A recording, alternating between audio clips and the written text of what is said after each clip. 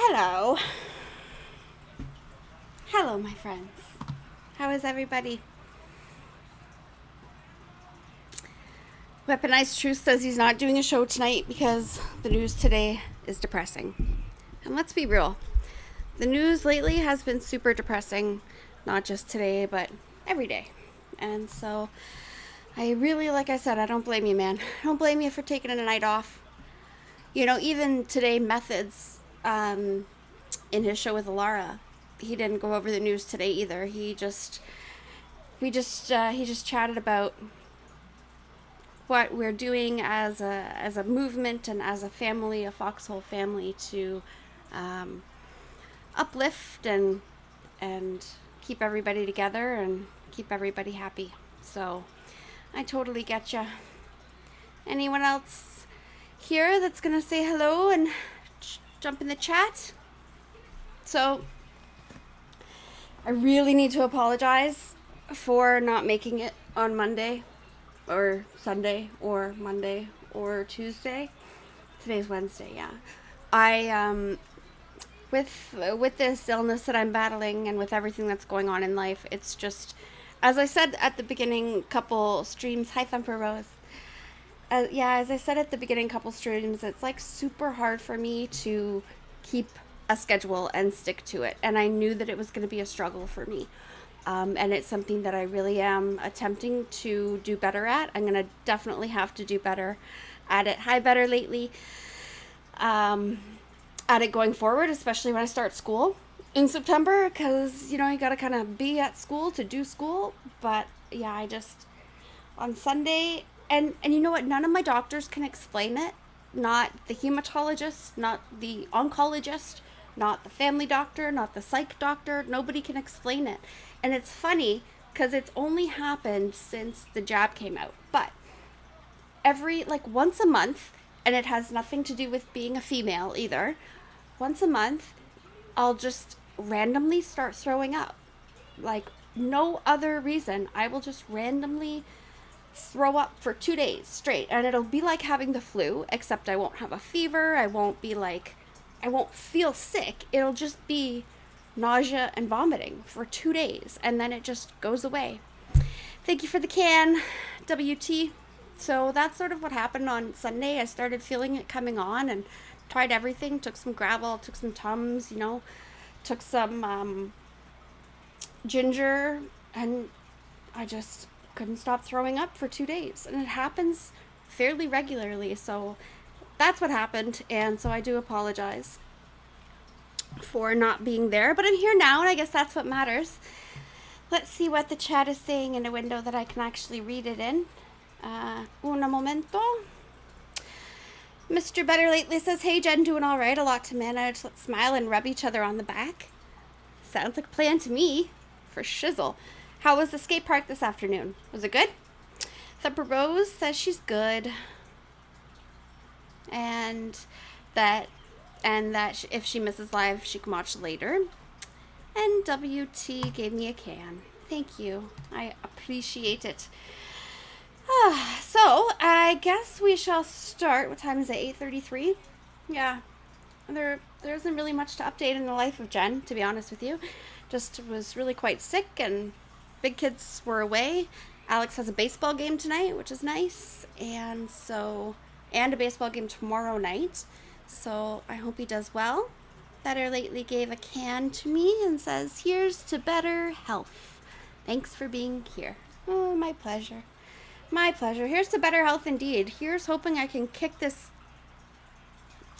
crap in the ass without having to put tons of crap into my body. So, any other updates from me? No? Everyone's good? Oh, yeah, so I was TikTok was asking today about my birds, right? And so I don't know if any of you have birds or have had birds in the past, but so like I said last week at some point, I have Jojo, who's a Quaker, and he's a he, and I have Calliope, and she's a green cheek conure. Now, I understand that they cannot, obviously with birds, the Quaker can't fertilize the conure's eggs and make half-breed babies. It just doesn't happen in the bird world. But Callie and Jojo have been, doing the thing with the thing, and the thing with the thing and the thing. And Callie decided to lay eggs, and I feel horrible because I feel like they think they're going to have babies, but there's no babies in those eggs, and so I don't even know what to do with the eggs now. There's 2 eggs. So I gotta do some Googling and find out what I'm supposed to do with these eggs and how I can possibly make this stop in the future. But yeah, so I have random conure eggs that I don't know what I'm supposed to do with. So if anyone knows, let me know. Betta Lately says skate park was excellent. Thumper Rose says all the stress can do that. Yeah, that's true. That is true. But it's like, did that Thumper Rose also said did that for a few months till it got closer, ended up having an intestinal ulcer. What are some other symptoms of that? I'll have to Google that.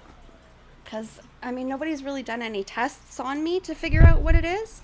Because I haven't really wanted to do any more tests. Everything past the spinal tap, the lumbar spinal tap, everything beyond that, I've been like, nope, you can stay away from me for a while. I'm done with tests for a while. But yeah, okay, I'll have to look into that for sure. Don't know, man, but it's just so random. So random. What else is happening? That's it. So let's start with the recap then.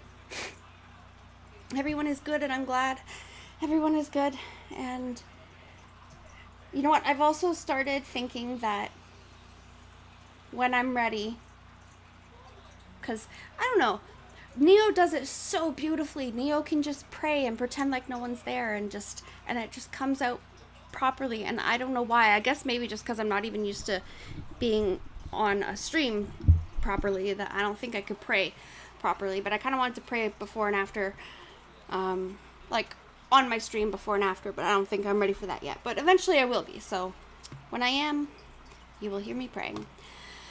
All right, you all ready for the recap?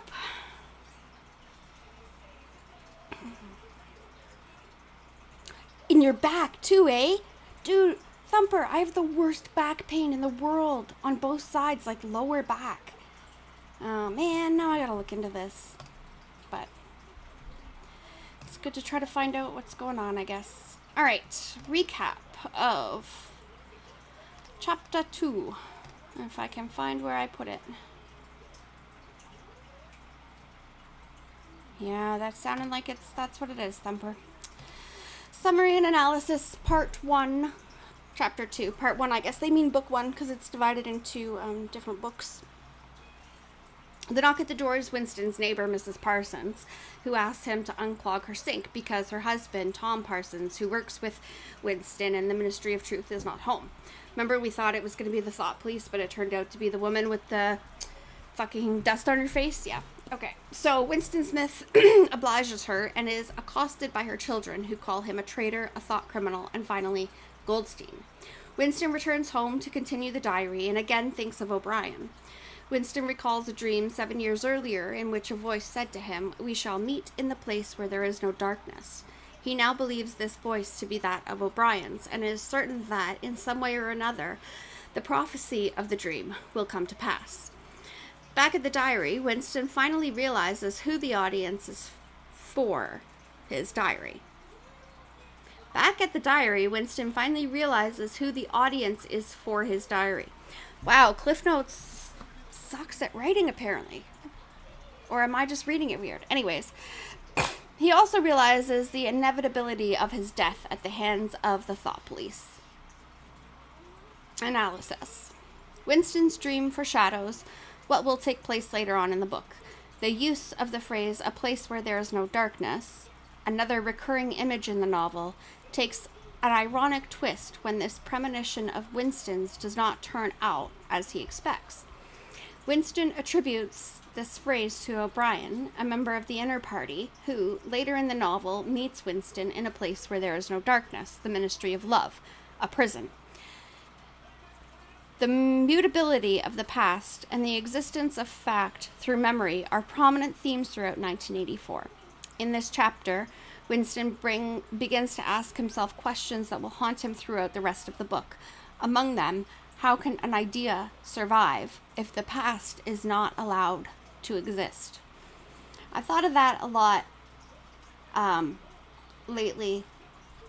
Well, since reading this chapter, I've thought of that for what it would be like if, because we're being told to archive offline and you know, etc. And I found that a lot of my journaling lately has a lot to do with what's going on now, and a lot of just my writing in general, and a lot of, you know, is about the movement and what's going on now, and how important that is that we are writing down things and you know, archiving offline or whatever. But really specifically, like, I think we all should start an actual written diary, because they can do, I mean, they've proven over and over again that they can do whatever they want to technology. They can, if they find out that, you know, you're writing something down, they can come and destroy the computer, or destroy the computer from afar, or destroy all the files or whatever. But they really can't yet destroy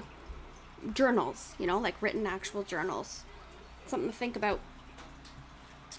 Both Hitler and Stalin distorted the past and rewrote history to maintain the illusion of supreme power. However, Orwell's intent is not merely to warn against the Hitlers, fascists, and the Stalins, communists of the world. Instead, his aim is to warn against the kinds of thinking and political processes that, although not as obvious as these two examples, ultimately make us receptive to more and more control. In this chapter, Orwell further develops Winston's pessimistic, fatalistic character. He has been so convinced of and so assimilated by the party's power and omniscience that he cannot imagine hiding any thought or action. As he writes, thought crime does not entail death. Thought crime is death. Therefore, once he has committed his thought crime, he is sure he will be discovered and punished, vaporized. Winston's goal essentially becomes not to stay alive, which he has no confidence that he can accomplish, but to stay alive as long as possible.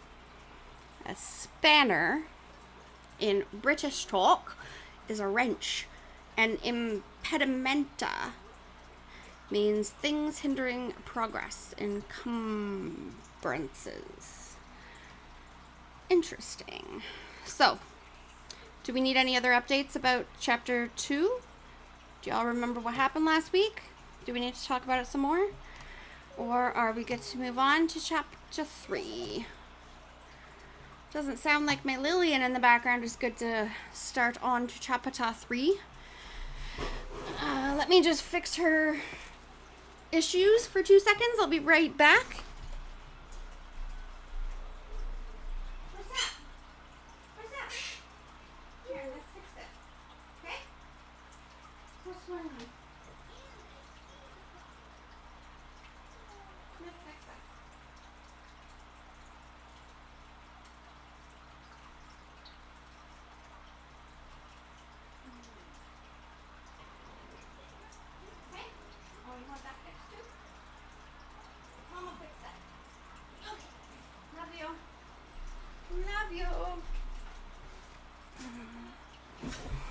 Righto.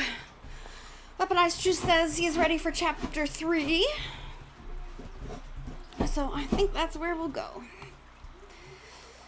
We will head into chapter 3.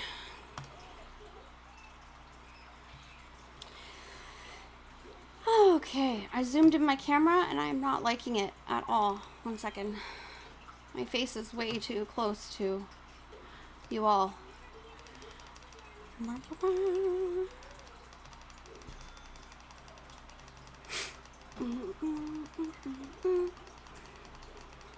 There. That's better. Okay. Much better. Okay, chapter 3.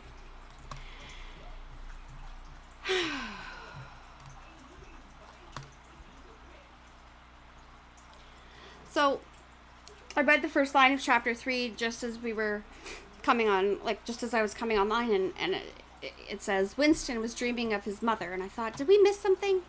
Did I miss something, or is this just like random, like what's going on? But no, we didn't miss anything. It ended, the last paragraph was about him putting away the diary and how he put like a a piece of like white dust on the corner of the cover of the book. And if somebody touched the book, obviously the dust would come off and he would know that somebody moved it. So, whole new thought process going on starting at the beginning of chapter 3. Winston was dreaming of his mother. He must, he thought, have been 10 or 11 years old when his mother had disappeared. She was a tall, statuesque, rather silent woman with slow movements and magnificent fair hair. His father, he remembered more vaguely as dark and thin, dressed always in neat, dark clothes. Winston remembered especially the very thin soles of his father's shoes, and wearing spectacles. The two of them must evidently have been swallowed up in one of the first great purges of the 50s. At this moment his mother was sitting in some place deep down beneath him, with his young sister in her arms. He did not remember his sister at all, except as a tiny, feeble baby, always silent with large, watchful eyes. Both of them were looking up at him. They were down in some subterranean place, the bottom of a well, for instance, or a very deep grave. But it was a place which, already far below him, was itself moving downwards. They were in the saloon of a sinking ship, looking up at him through the darkening water. There was still air in the saloon. They could still see him, and he them, but all the while they were sinking down, down into the green waters, which in another moment must hide them from sight forever. He was out in the light and air while they were being sucked down to death, and they were down there because he was up here. He knew it, and they knew it, and he could see the knowledge in their faces. There was no reproach either in their faces or in their hearts, only the knowledge that they must die in order that he must remain alive, and that this was a part of the unavoidable order of things. He could not remember what happened, but he knew in his dream that in some way the lives of his mother and his sister had been sacrificed to his own. It was one of those dreams which, while retaining the characteristic dream scenery, are a continuation of one's intellectual life, and in which one becomes aware of facts and ideas which still seem new and valuable after one is awake. The thing that now suddenly struck Winston was that his mother's death, nearly 30 years ago, had been tragic and sorrowful in a way that was no longer possible. Tragedy, he perceived, belonged to the ancient time, to a time when there was still privacy, love, and friendship, and when the members of a family stood by one another without needing to know the reason. His mother's memory tore at his heart because she had died loving him when he was too young and selfish to love her in return, and because somehow, he did not remember how, she had sacrificed herself to a conception of loyalty that was private and unalterable. Such things, he saw, could not happen today. Today, there were fear, hatred, and pain, but no dignity of emotion, no deep or complex sorrows. All this he seemed to see in the large eyes of his mother and his sister, looking up at him through the green water, hundreds of fathoms down and still sinking. Suddenly he was standing on the short, springy turf on a summer evening when the slanting rays of the sun gilded the ground. The landscape that he was looking at recurred so often in his dreams that he was never fully certain whether or not he had seen it in the real world. In his waking thoughts, he called it the Golden Country. It was an old, rabbit-bitten pasture with a foot track wandering across it and a molehill here and there. In the ragged hedge on the opposite side of the field, the boughs of the elm trees were swaying very faintly in the breeze, their leaves just stirring in dense masses like women's hair. See what I mean? Remember last week at some point I said, like, the way he describes everything, you can picture it so perfectly. You can just picture it so vividly, so perfectly. If I were an artist, could probably draw exactly as he described, and it would be, it would be amazing. And that's why I think not all movies are as good as books, because the movie does not compare. Anyways, somewhere near at hand, though out of sight, there was a clear, slow-moving stream where dace? What are dace?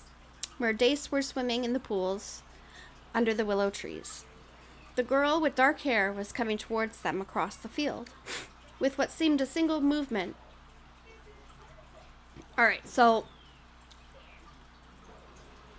I had totally forgotten that the majority of this book is sex. So here's hoping I can actually get through this without blushing too much. The girl with the dark hair was coming towards them across the field. With what seemed a single movement, she tore off her clothes and flung them disdainfully aside. Her body was white and smooth, but it aroused no desire in him. Indeed, he barely looked at it. What overwhelmed him in that instant was admiration for the gesture with which she had thrown her clothes aside. With its grace and carelessness, it seemed to annihilate a whole culture, a whole system of thought, as though Big Brother and the party and the thought police could all be swept into nothingness by a single splendid movement of the arm. That, too, was a gesture belonging to the ancient time. Winston woke up with the word Shakespeare on his lips. The telescreen was giving forth an ear-splitting whistle, which continued on the same note for 30 seconds. It was not 7:15, getting up time for office workers. Winston wrenched his body out of bed, naked, for a member of the outer party received only 3,000 clothing coupons annually, and a suit of pajamas was 600, and seized a dingy singlet and a pair of shorts that were lying across a chair. The physical jerks would begin in 3 minutes. The next movement he was doubled up by a violent coughing fit which nearly always attacked him soon after waking up. It emptied his lungs so completely that he could only begin breathing again by lying on his back and taking a series of deep gasps. Sounds like Buddy has COPD. Like really bad. How old did they say he was again? Don't remember. His veins had swelled with the effort of the cough, and the varicose ulcer had started itching. 30 to 40 group, yapped a piercing female voice. 30 to 40 group, take your places, please. 30s to 40s. Winston sprang to attention in front of the telescreen, upon which the image of a youngish woman, scrawny but muscular, dressed in tunic and gym shoes, had already appeared. Arms bending and stretching, she rapped out. Take your time by me. 1, 2, 3, 4. 1, 2, 3, 4. Come on, comrades, put a bit of life into it. 1, 2, 3, 4. 1, 2, 3, 4. The pain of the coughing fit had not quite driven out of Winston's mind the impression made by his dream, and the rhythmic movements of the exercise restored it somewhat, as he mechanically shot his arms back and forth, wearing on his face the look of grim enjoyment which was considered proper during the physical jerks. He was struggling to think his way backward into the dim period of his early childhood. It was extraordinarily difficult. Beyond the late 50s, everything faded. When there were no external records that you could refer to, even the outline of your own life lost its sharpness. You remembered huge events which had quite probably not happened. You remembered the detail of incidents without being able to recapture their atmosphere. And there were long, blank periods to which you could assign nothing. Everything had been different then. Even the names of countries and their shapes on the map had been different. Airstrip 1, for instance, had not been so called in those days. It had been called England, or Britain, though London, he felt fairly certain, had always been called London. Winston could not definitely remember a time when his country had not been at war, but it was evident that there had been a fairly long interval of peace during his childhood, because one of his early memories was of an air raid which appeared to take everyone by surprise. Perhaps it was the time when the atomic bomb had fallen on Colchester. He did not remember the raid itself, but he did remember his father's hand clutching his own as they hurried down, down, down, into some place deep in the earth, round and round a spiral staircase which rang under his feet and which finally so wearied his legs that he began whimpering and they had to stop and rest. His mother, in her slow, dreamy way, was following a long way behind them. She was carrying his baby sister, or perhaps it was only a bundle of blankets that she was carrying. He was not certain whether his sister had been born then. Finally, they had emerged into a noisy, crowded place, which he had realized to be a tube station. There were people sitting all over the stone-flagged floor, and other people, packed tightly together, were sitting on metal bunks, one above the other. Winston and his mother and father found themselves a place on the floor, and near them an old man and an old woman were sitting side by side on a bunk. The old man had on a decent dark suit and a black cloth cap, pushed back from very white hair. His face was scarlet, and his eyes were blue and full of tears. He reeked of gin. It seemed to breathe out of his skin in place of sweat, and one could have fancied that the tears welling from his eyes were pure gin. But, though slightly drunk, he was also suffering under some grief that was genuine and unbearable. In his childish way, Winston grasped that some terrible thing, something that was beyond forgiveness and could never be remedied, had just happened. It also seemed to him that he knew what it was. Someone whom the old man loved, a little granddaughter perhaps, had been killed. Every few minutes the old man kept repeating, "We didn't ought to have trusted him. I said so, Ma, didn't I? That's what comes of trusting him. I said so all along. We didn't ought to have trusted the buggers." But which buggers they didn't ought to have trusted, Winston could not now remember. Oh, that's so sad. Since about that time, war had been literally continuous, though strictly speaking it had not always been the same war. For several months during his childhood there had been confused street fighting in London itself, some of which he remembered vividly. But to trace out the history of the whole period, to say who was fighting whom at any given moment, would have been utterly impossible, since no written record and no spoken word ever made mention of any other alignment than the existing one.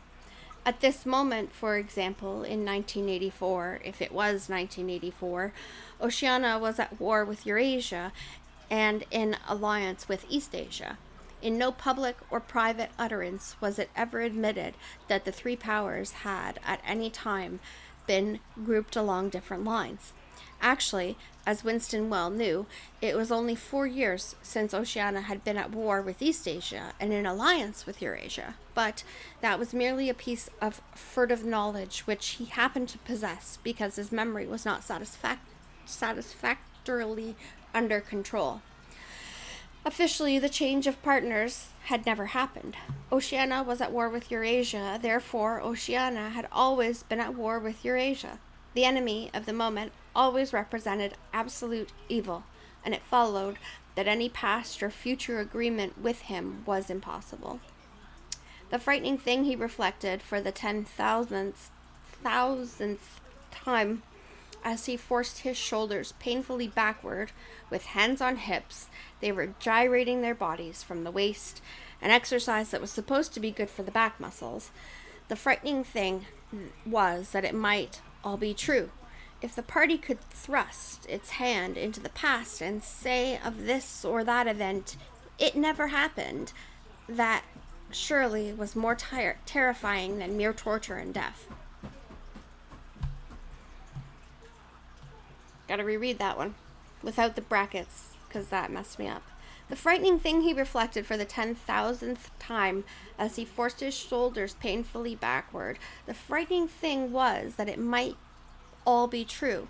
If the party could thrust its hand into the past and say of this or that event it never happened, that surely was more terrifying than mere torture and death. Yeah, that is more terrifying than mere torture and death. They're rewriting history. Exactly. Gotcha. It's fucking scary as hell, and they're doing it again now. The party said that Oceania had never been in alliance with Eurasia. He, Winston Smith, knew that Oceania had been in alliance with Eurasia as short a time as 4 years ago. But where did that knowledge exist? Only in his own consciousness, which in any case must soon be annihilated. And if all others accepted the lie which the party imposed, if all records told the same tale, then the lie passed into history and became truth. Who controls the past, ran the party slogan, controls the future. Who controls the present controls the past. And yet the past, though of its nature alterable, never had been altered. Whatever was true now was true from everlasting to everlasting. It was quite simple. All that was needed was an unending series of victories over your own memory. Reality control, they called it. In newspeak, doublethink. Reality control. Stand easy, barked the instructress a little more genially. Winston sank his arms to his sides and slowly refilled his lungs with air. His mind slid away into the labyrinthine world of doublethink. To know and not to know. To be conscious of complete truthfulness while telling carefully constructed lies. To hold simultaneously two opinions which canceled out, knowing them to be contradictory and believing in both of them. This is a long sentence. To use logic against logic, to repudiate morality while laying claim to it, to believe that democracy was impossible and that the party was the guardian of democracy, to forget whatever it was necessary to forget, then to draw it back into memory again at the moment when it was needed, and then promptly to forget it again, and above all, to apply the same process to the process itself. That was the ultimate subtlety, consciously to induce unconsciousness, and then once again to become unconscious of the act of hypnosis you had just performed. Even to understand the word doublethink involved the use of doublethink. The instructress had called them to attention again. And now let's see which of us can touch our toes, she said enthusiastically. Right over from the hips, please, comrades. 1, 2, 1, 2. Winston loathed this exercise, which sent shooting pains all the way from his heels to his buttocks and often ended by bringing on another coughing fit. The half-pleasant quality went out of his meditations. The past, he reflected, had not merely been altered, it had been actually destroyed.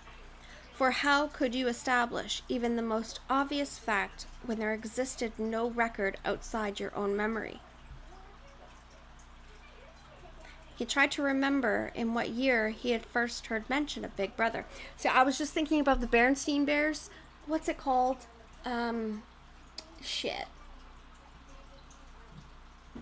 What's it called when you remember something one way and then but it's not correct and you see it and it's different now, like the Berenstain Bears? The Mandela effect. Woo, I didn't even have to look at chat for that one. It's like the Mandela effect, right?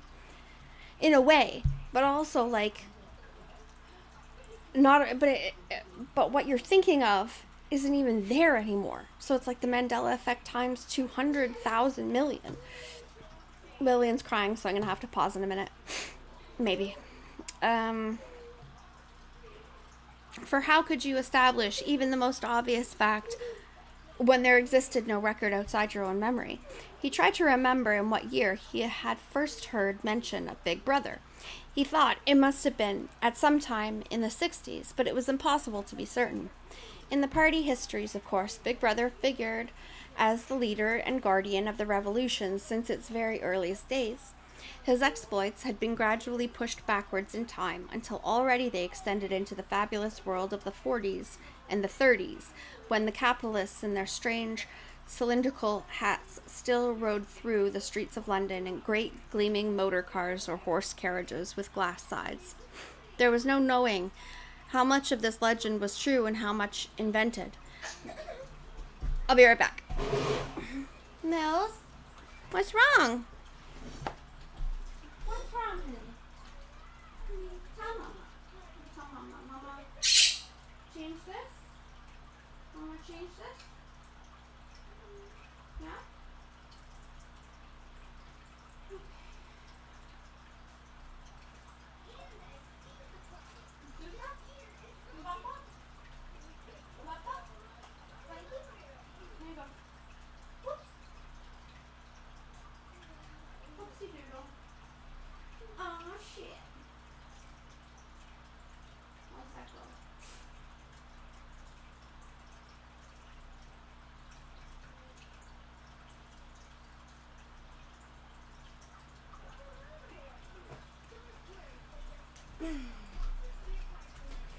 You know, considering she's 1.5, it's pretty amazing that she sits there mostly quiet for most of the time. All right.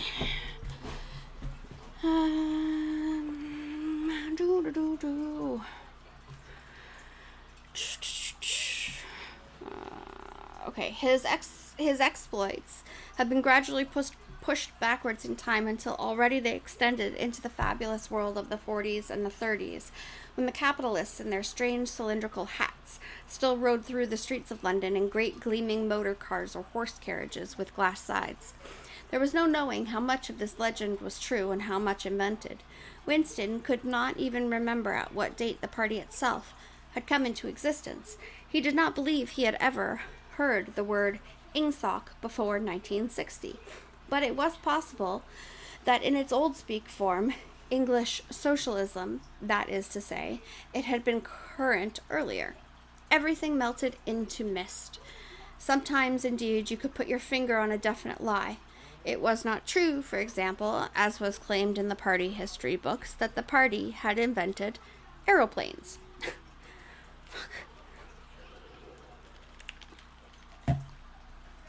He remembered airplanes since his earliest childhood, but you could prove nothing. There was never any evidence. Just once in his whole life, he had held in his hand unmistakable documentary proof of the falsification of a historical fact, and on that occasion, "Smith!" screamed the shrewish voice from the telescreen.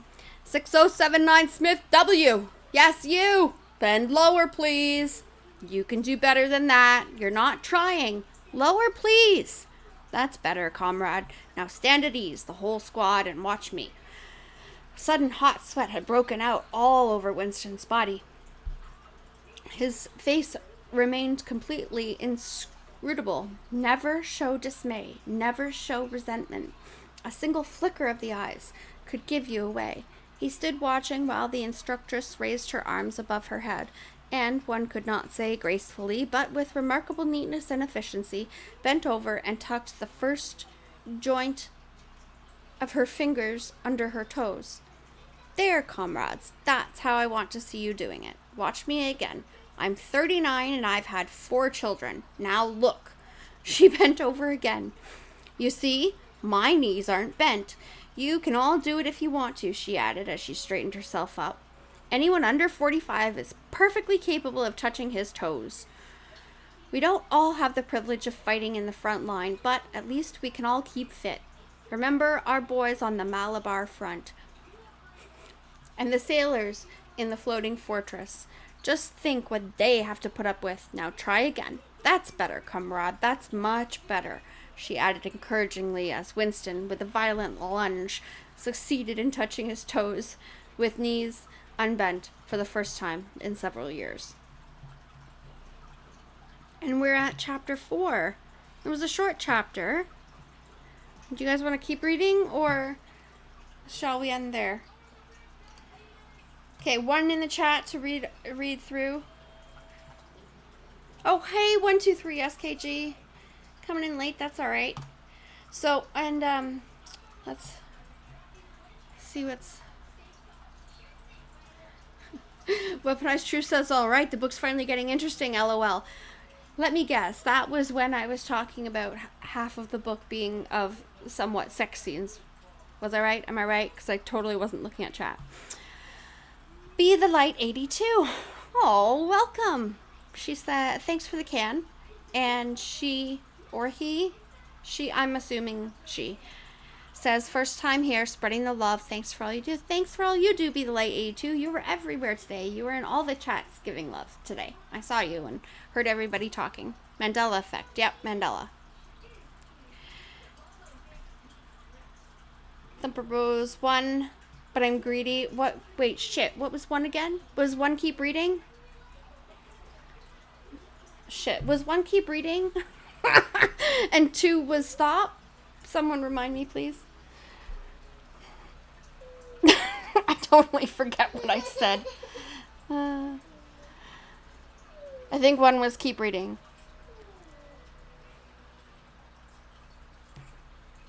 Let us see.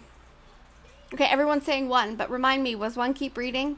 Did I say, yeah, one was keep reading, 2 was end here? I'm assuming. It was a short chapter, so keep reading. All righto. Righto. All right, well, let's take a peek and look and see how long chapter 4 is then. Do, do, do.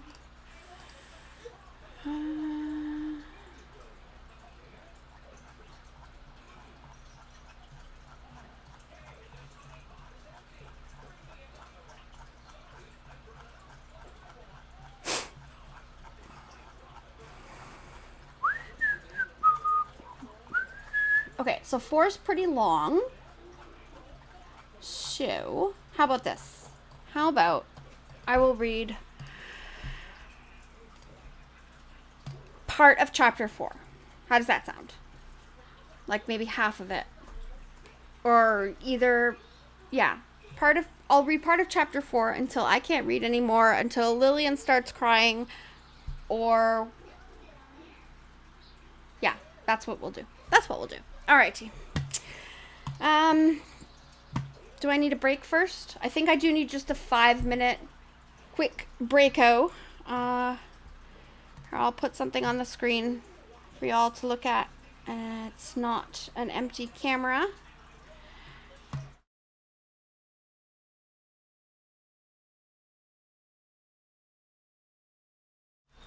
Okay, so I'll be back in like 5 minutes. 5 minutes!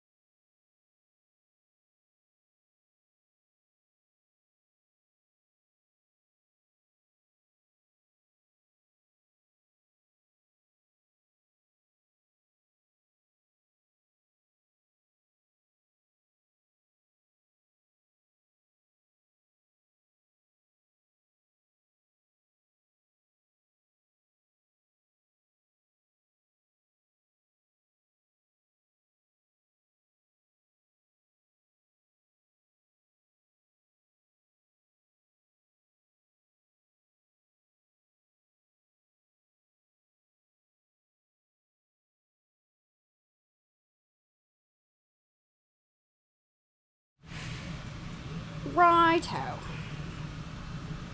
We ready?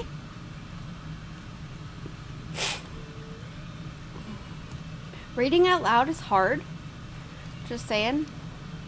And I'm used to doing it with the kids, obviously, right? And it's, you know, with the kids, they don't mind if you take sips of water or, you know, take a break to just not read for a while. It's hard reading continuously out loud. Okie dokie.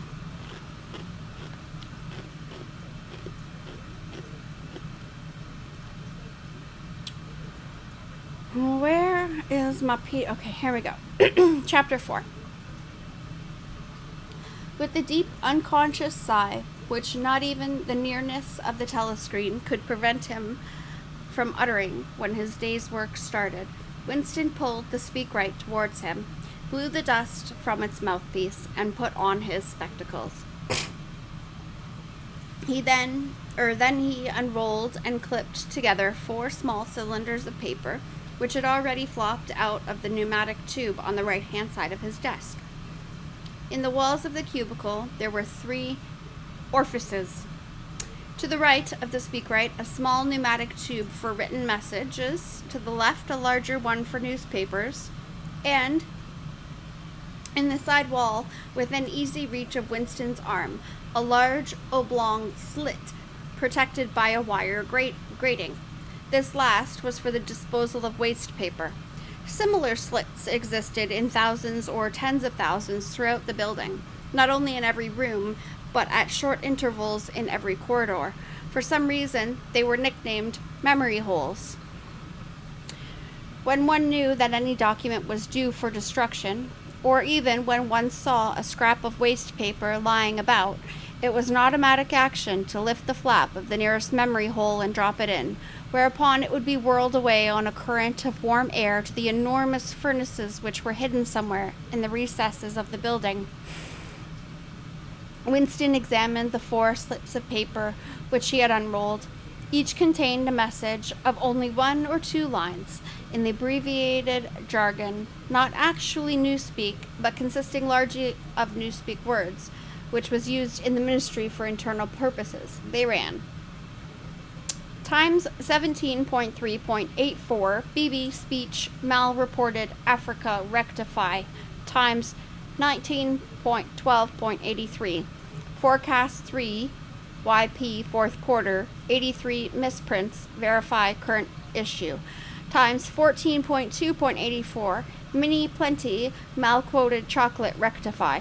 Times 3.12.83, reporting BB day order, double plus on good, refs on persons, rewrite, full wise, up sub, antifiling. Yeah, as I read that and I realized it's double speak, we kind of already created our own language too. When the internet came out, we came out with like internet speak, right? LOL, LMAO, KEK. It's kind of interesting. And then now all the young people have all their crazy ass words that I've never even heard. Fleek and other ones that I don't remember. But like they have their own new language now too. It's kind of interesting to think about. With a faint feeling of satisfaction, Winston laid the 4th message aside. It was an intricate and responsible job, and had better be dealt with last.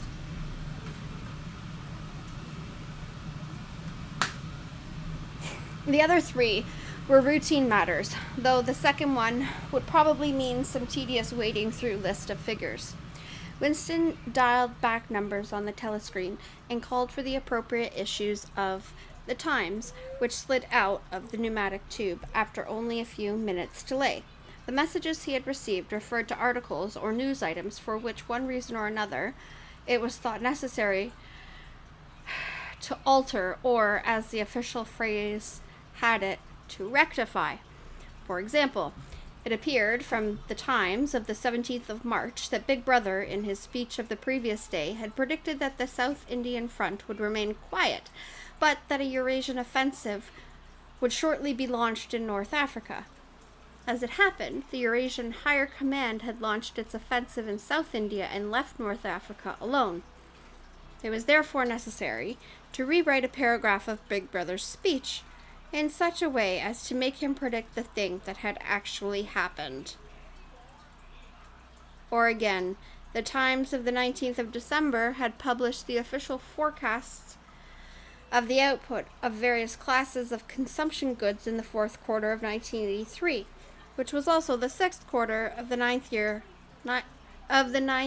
three-year plan. They had year plans, like the year, you know what I'm trying to say, like the 20-year plan or whatever. That, for fuck's sake, it's exactly the same. Today's issue contained a statement of the actual output, from which it appeared that the forecasts were in every instance grossly wrong. Winston's job was to rectify the original figures by making them agree with the later ones. As for the third message, it referred to a very simple error which could be set right in a couple of minutes. As short a time ago as February, the Ministry of Plenty had issued a promise, a categorical pledge were the official words, that there would be no reduction of the chocolate rations during 1984. Actually, as Winston was aware, the chocolate ration was to be reduced from 30 grams to 20 at the end of the present week. All that was needed was to substitute for the original promise a warning that it would probably be necessary to reduce the ration at some time in April. As soon as Winston had dealt with each of the messages, he clipped the speak-written corrections to the appropriate copy of the Times and pushed them into the pneumatic tube. Then, with a movement which was as nearly as possible unconscious, he crumpled up the original message and any notes that he himself had made and dropped them into the memory hole to be devoured by the flames.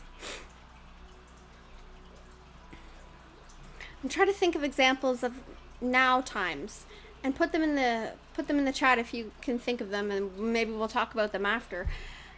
Of times now where history has actually been rewritten. So I'm not necessarily thinking about them taking down the statues or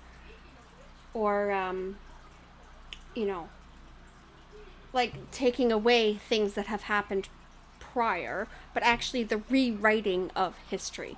Like, has there been any instance, oh shit, I thought of one just now. How about the definition in the dictionary? They've rewritten the official definition of vaccine and of herd immunity.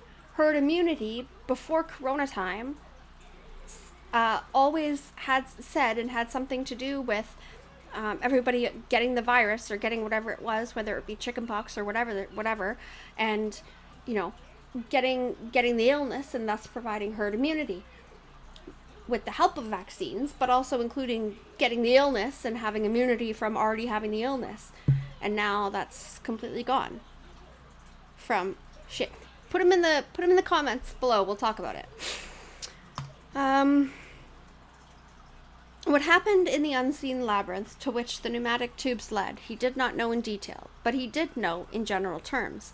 As soon as all the corrections, which happened to be necessary in any particular number of the times, had been assembled and collated, that number would be reprinted, the original copy destroyed, and the corrected copy placed on the files in its stead. This process of continuous alteration was applied not only to newspapers, but to books, periodicals, pamphlets, posters, leaflets, films, soundtracks, cartoons, photographs, to every kind of literature or documentation which might conceivably hold any political or ideological significance. She was laughing at the cat.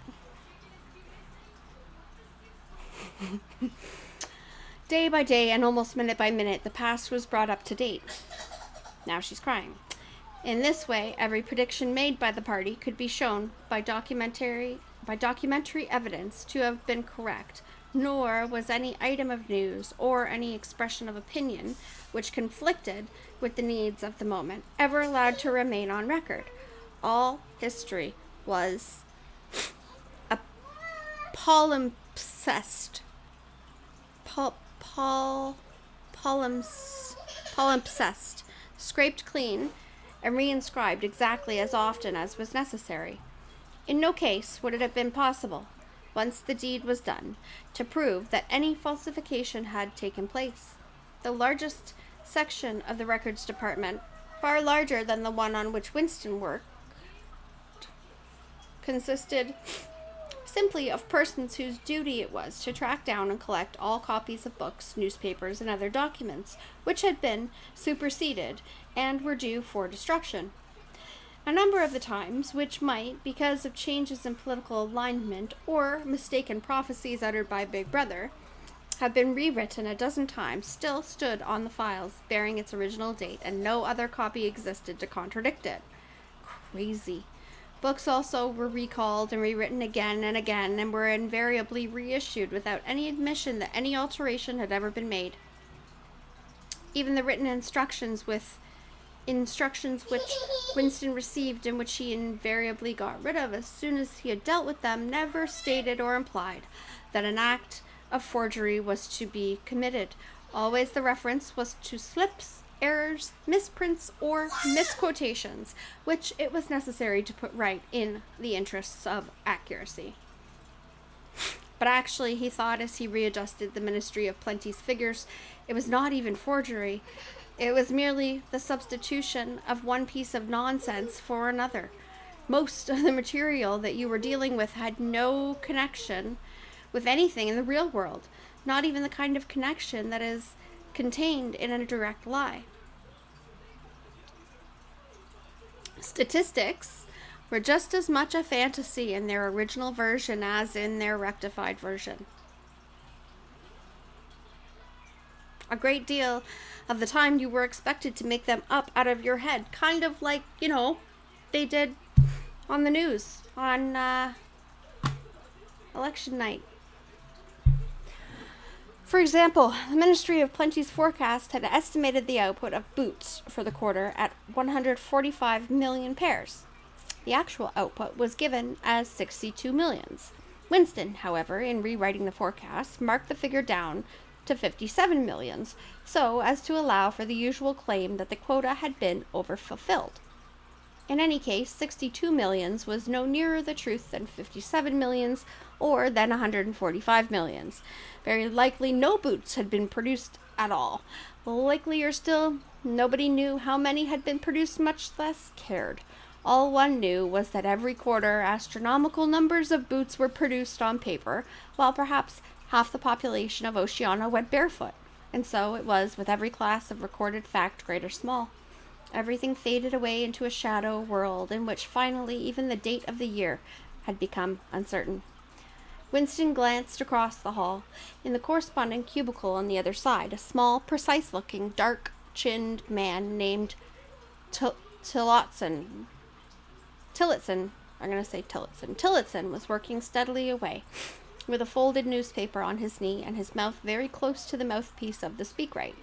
He had the air of trying to keep what he was saying a secret between himself and the telescreen. He looked up, and his spectacles darted a hostile flash in Winston's direction. Winston hardly knew Tillotson, and had no idea what work he was employed on. People in the records department did not readily talk about their jobs. In the long, windowless hall, with its double row of cubicles, and its endless rustle of papers and hum of voices murmuring into speakrites, there were quite a dozen people whom Winston did not even know by name, though he daily saw them hurrying to and fro in the corridors, or gesticulating in the 2 minutes hate. Gesticulating, gotta look that one up later.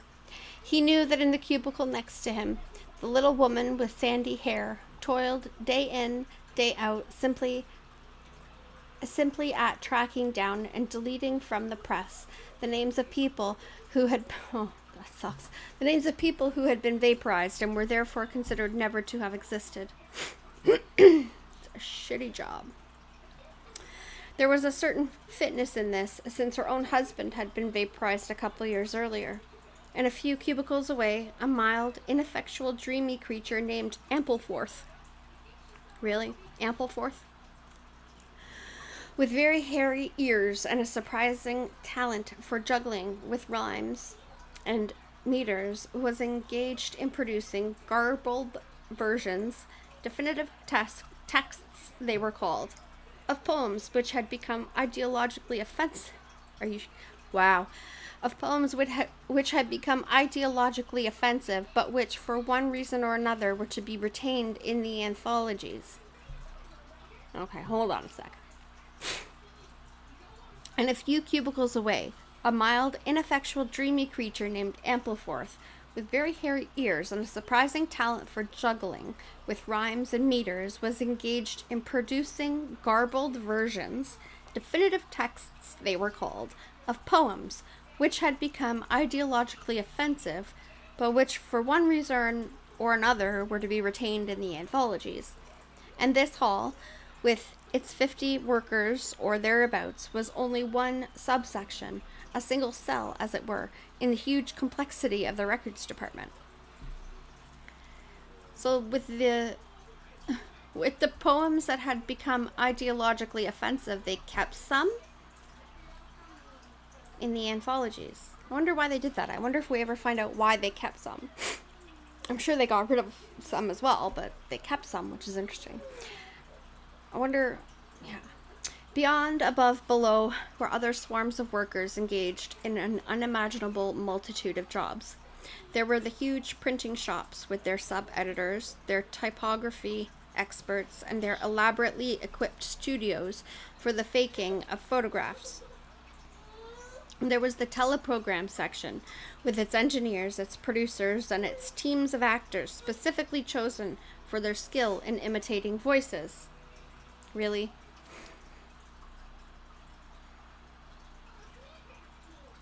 Teams of actors specifically chosen. There were the armies of reference clerks whose job was simply to draw up lists of books and periodicals which were due for recall. There were the vast repositories where the corrected documents were stored, and the hidden furnaces where the original copies were destroyed.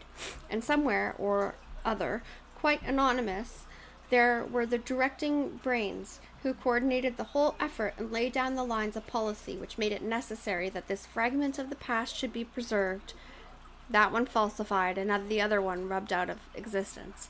So who does that? Quite anonymous, there were the directing brains who coordinated the whole effort. Doesn't say who they are. What a job, eh? And the records department, after all, was itself only a single branch of the Ministry of Truth, whose primary job was not to reconstruct the past, but to supply the citizens of Oceania with newspapers, films, textbooks, telescreen programs, plays, novels, with every conceivable kind of information, instruction, or entertainment, from a statue to a slogan, from a lyric poem to a biological treatise, and from a child's spelling book to a Newspeak dictionary. And the ministry had not only to supply the multifarious needs of the party, but also to repeat the whole operation at a lower level for the benefit of the proletariat. There was a whole chain of separate departments dealing with the proletarian: literature, music, drama, and entertainment generally. Here were produced rubbishy newspapers containing almost nothing except sport, crime, and astrology, sensational 5-cent novelettes, films oozing with sex, and sentimental songs which were composed entirely by mechanical means on a special kind of kaleidoscope known as a versificator. So the proles got all the shitty Hollywood stuff because they're slow. Wow. There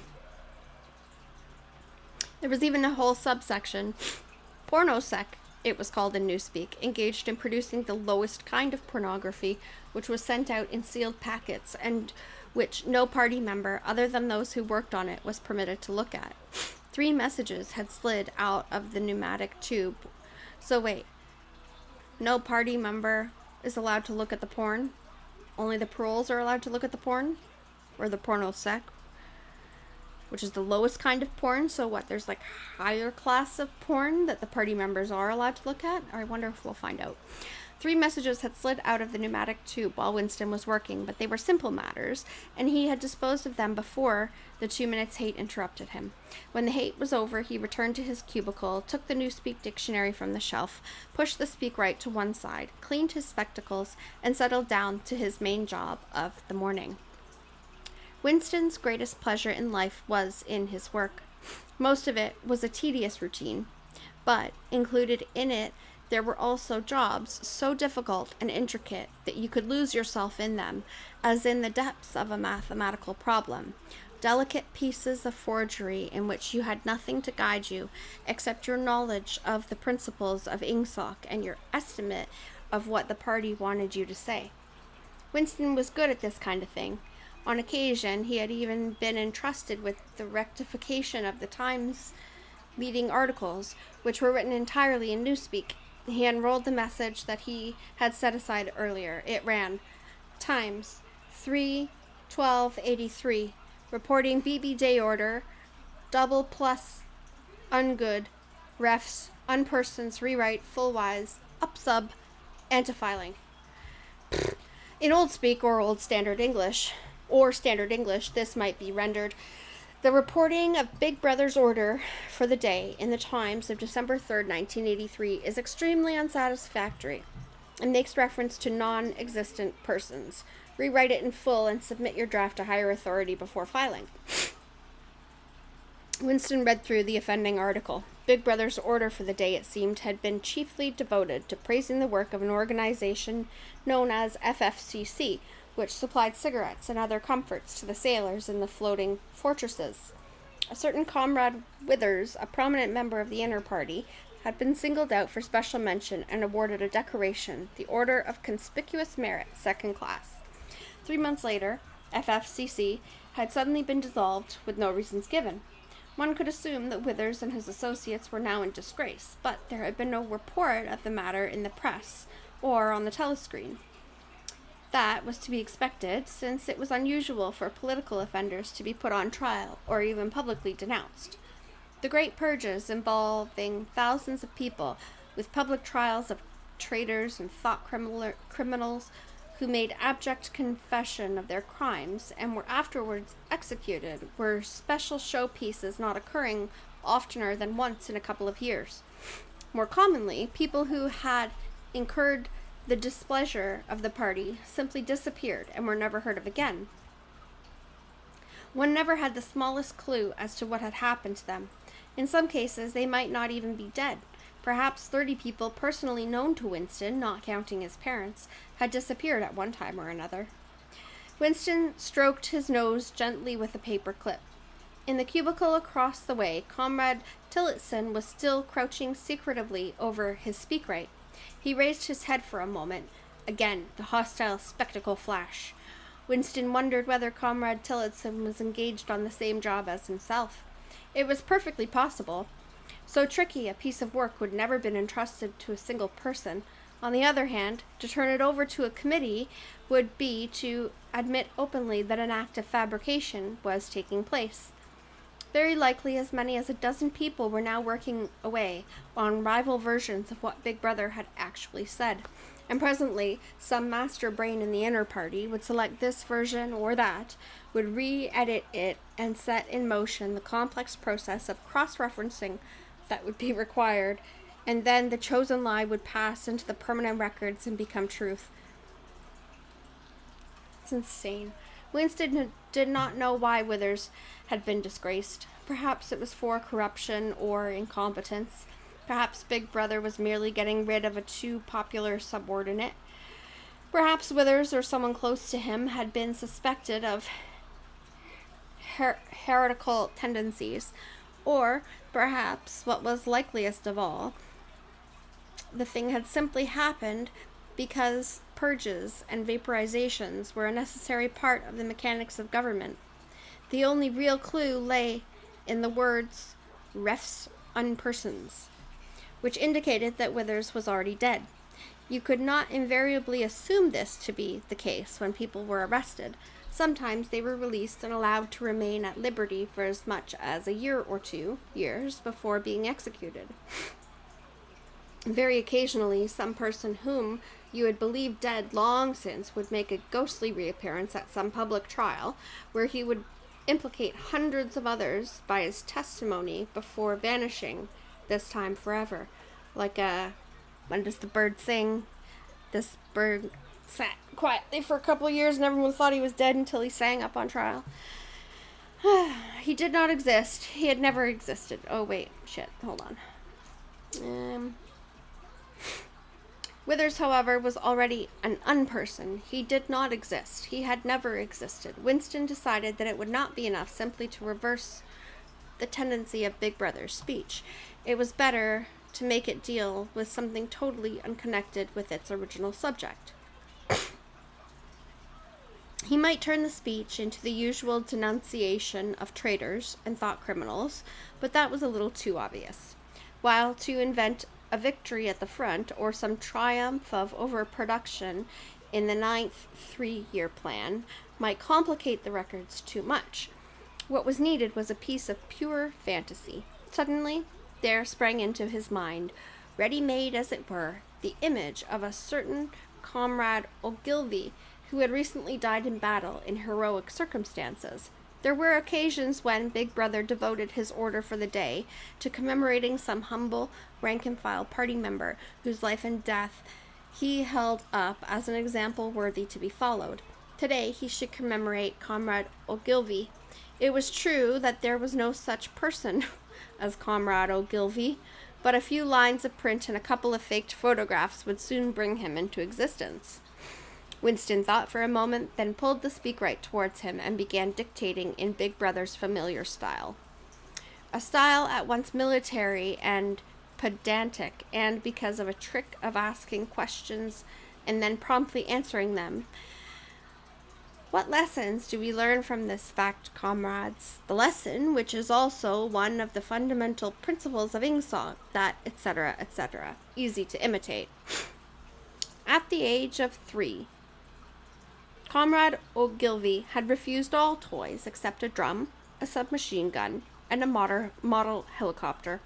At 6, a year early, by a special relaxation of the rules, he had joined the spies. At 9, he had been a troop leader.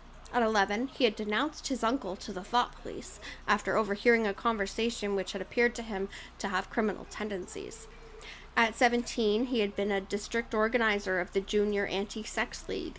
At 19, he had designed a hand grenade, which had been adopted by the Ministry of Peace, and which, at its first trial, had killed 31 Eurasian prisoners in one burst. At 23, he had perished in action, pursued by enemy jet planes while flying over the Indian Ocean with important dispatches. He had weighted his body with his machine gun and leapt out of the helicopter into deep water, dispatches and all. An end, said Big Brother, which it was impossible to contemplate without feelings of envy. Big Brother added a few remarks on the purity and single-mindedness of Comrade Ogilvy's life. He was a total abstainer and a non-smoker, had no recreations except daily hour in the gymnasium, and had taken a vow of celibacy, believing marriage and the care of a family to be incompatible with a 24-hour-a-day devotion to duty. He had no subjects of conversation except the principles of Ingsoc, and no aim in life except the defeat of the Eurasian army and the hunting down of spies, saboteurs, thought criminals, and traitors generally.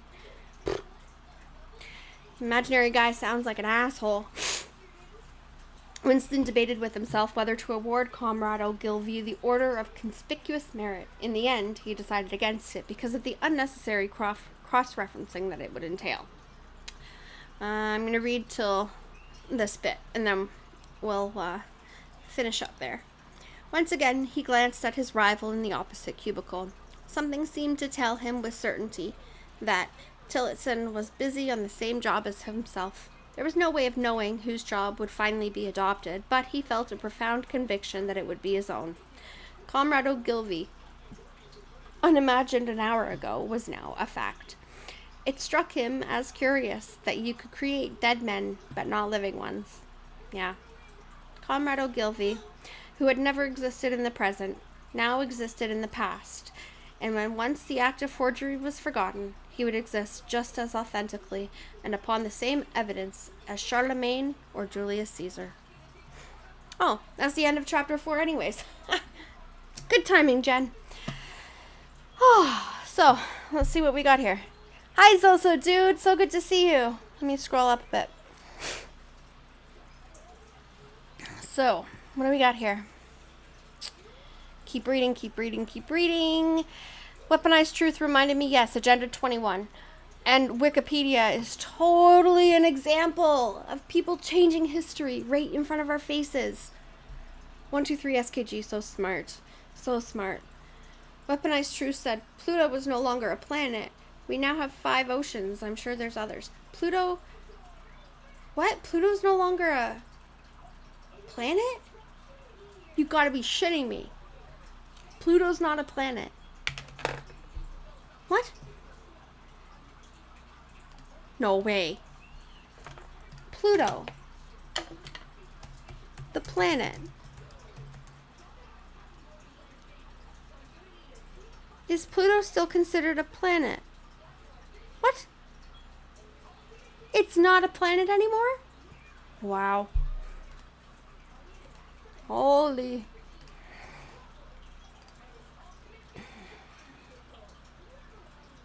We have 5 oceans? Didn't we have 6?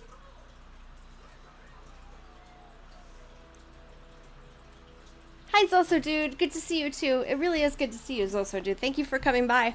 Thank everyone for coming by. I really do appreciate it. Southern Cat, even though book is dismal topic, this is a very nice break from the other news current event shows. I agree, Southern Cat. And that is exactly why I'm here. Exactly why I'm here. And in fact, Weaponized Truth was saying it earlier. The news today specifically for him was just so, like, depressing and too much that he was just like, you know what, I'm not going to do a show. We're just going to go listen to Book Nook. So I like that. I'm really, really happy that you guys are enjoying this, because I'm enjoying it too. And yeah, it just makes me happy. Pluto was removed as a planet. It's crazy. So what was the question that I had asked earlier? The ways of yeah, so history being rewritten.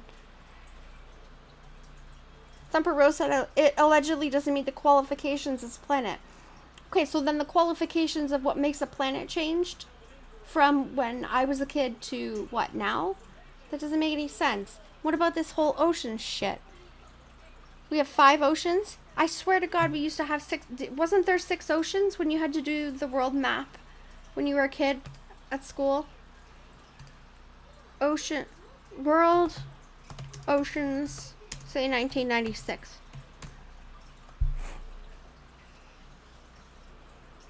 Map.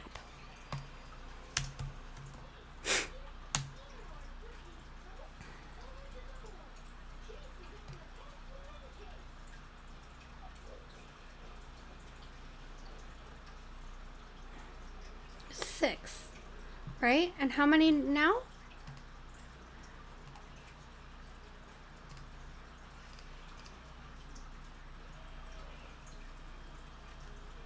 No, there wasn't 4. Wait, maybe, oh, you guys are American too. Wasn't there 6? Anyways, it's fucked up. You know, when I first saw that they changed the definition of herd immunity and changed, like, legit changed the definition of vaccine and changed. There was another one that just blew my mind. It's just like, how are they getting away with this? This is what I don't understand about what's going on now. You know, like, you look at all the other countries, unless we're being fed bullshit, but I don't think we are. But you look at all the other countries and they have like thousands and thousands of people standing up, like France and England and Australia, and there's all these different protests going on all over the world. Where are our protests in North America, right? Why aren't we all standing up and doing something? I don't get it. I mean, I can't really say we because I'm Canadian and here we're going to do nothing. I haven't even researched what happened in Alberta. And I think it's a good thing what's happened in Alberta. And I'm really happy for everybody who lives in Alberta, but, you know, and we can only pray that it'll come to the rest of the provinces and eventually down to you guys. But how is it that one province can declare, how is it that one state can declare it a flu, or one state can lift all the mask mandates and all the mandates and whatnot, and one province can say no more lockdowns, no more mandates, and then the next province can say nope, we're shutting down again. I don't understand. And so with saying all of that, how are there not more people standing up? How are there not more people seeing what we see? I don't know. You know, and I think with the lull in the news lately, it's been hard on everybody, right? There's been such a lull. We're waiting for this, we're waiting for that, we're waiting for this, we're waiting for that. You know, that it's kind of taking a toll. I think it's taking a toll on everybody for sure. But the one thing that I do want to look into is, and I'm so not the first person to say this. The first person I heard to say this was Marfugel, from Marfugel News. And he said it, I don't know when, maybe in May. And he said it feels like time is speeding up, right? It feels like it's just going like quick times. Like the day is gone, the month is gone, the week is gone. Like it's already August. How crazy is that? Like time to me has felt sped up, and it hasn't stopped. Like next thing I know, it's Wednesday, right? And yeah, I was sick these past few days, but like it happens all the time. Next thing I know, like time is just going so fast. And then Severe was talking about it the other night, and then Methods, I think, was talking about it at some point this week. And it's like, I really want to figure out why that's happening. Why is that happening? Why are we all feeling like time has sped up? Like something changed with the timeline or with time or whatever in general. That's what I need to figure out. Let's see. Weaponize the Truth is proving that we added a fifth ocean. Interesting. Weaponized Truth says the vaccinated are dying. The non-vaccinated are dying. Like it's just a fucking mess. So true. So true. Thumper Rose, same for our states. Some are no mandates while others are full Nazi. It doesn't make a lick of fucking sense to me. Does not make it, like if you look at a map of Canada, Alberta's not that far away, right? So beside Ontario is to the left, if you're looking at the map straight on, is Manitoba, which is essentially like prairie. It's nothing. Beside Manitoba is Saskatchewan, which is like this big and is literally only prairie. And then beside that's Alberta. So we're like 2 provinces over, right? What is the difference? What? I don't get it. Southern Cat. I think it's difficult here because we're so spread out. Plus, the ABC agencies and FF here kind of deter protests. True. Right? We're spread out here too, though. Right? Like, Canada is huge, and we don't have very many people. We only have like 35 million, I think. I think Canada's population is 35 million.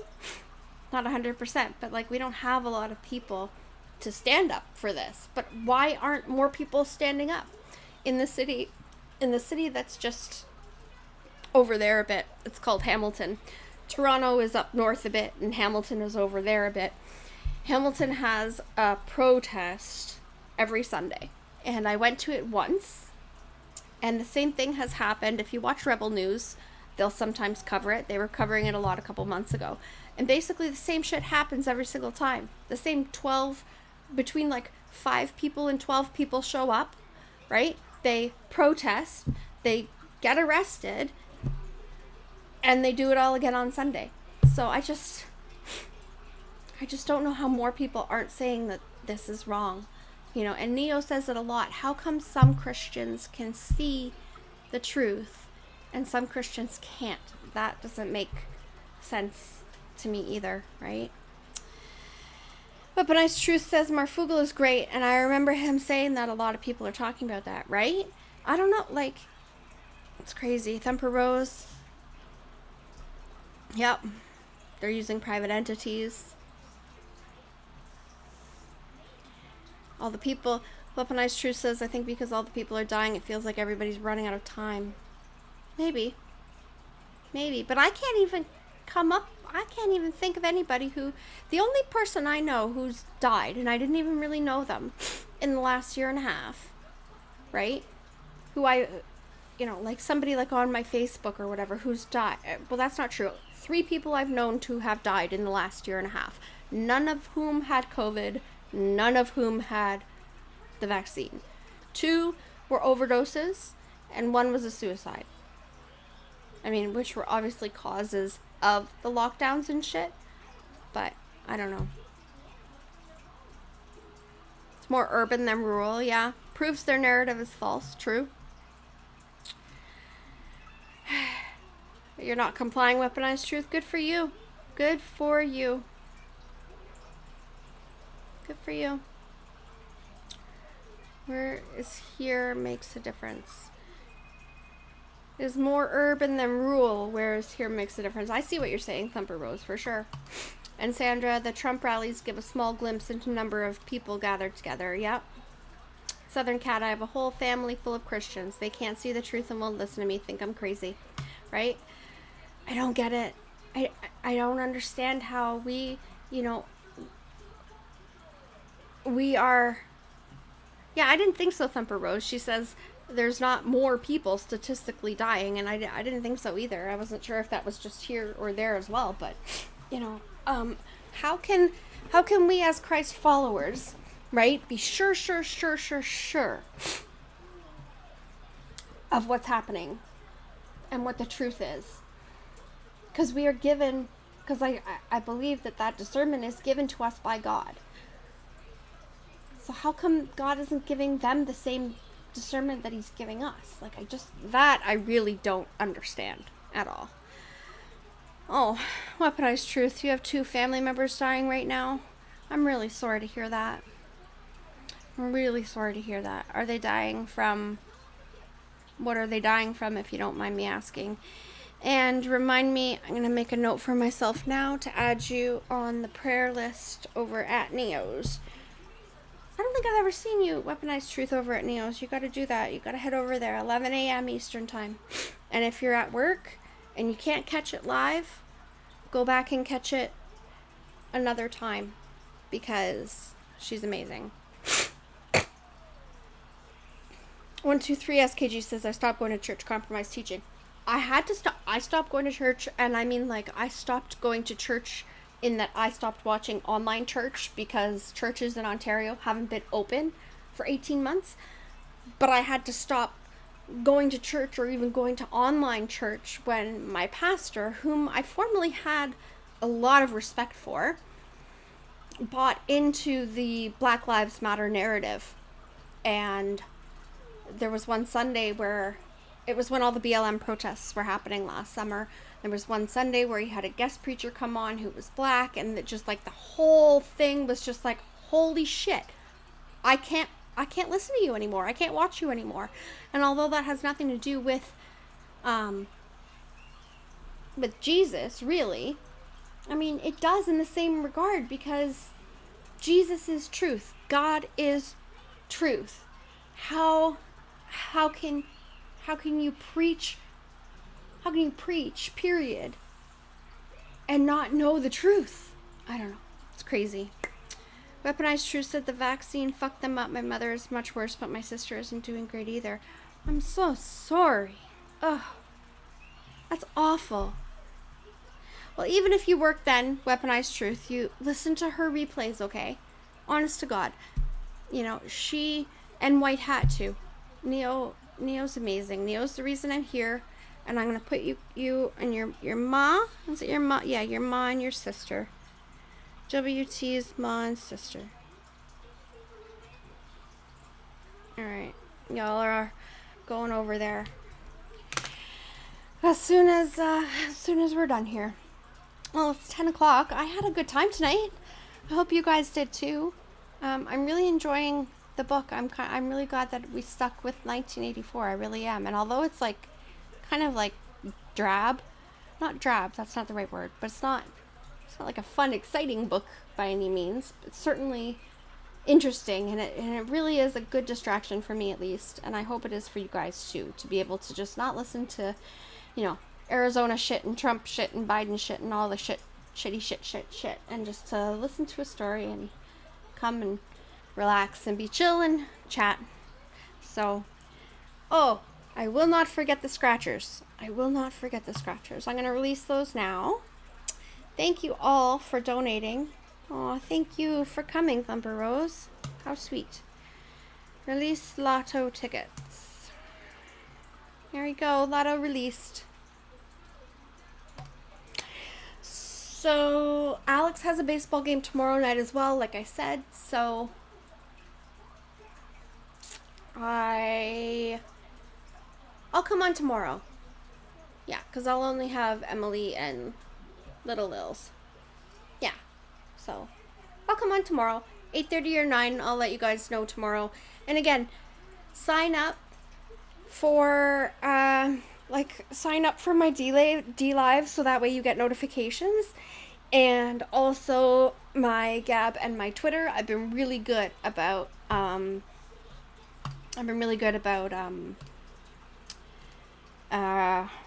updating my Gab and my Twitter as to when I'm going on. Okay? All right, love you guys. Gotta wait for everybody to get their gold pills. And don't forget to email Belushi if you get Belushi'd. Weaponized Truth, I'm glad you were here. I needed a break from everything. Thank you. Aw, my pleasure. My pleasure. Love you guys so much. Talk to you soon. Bye.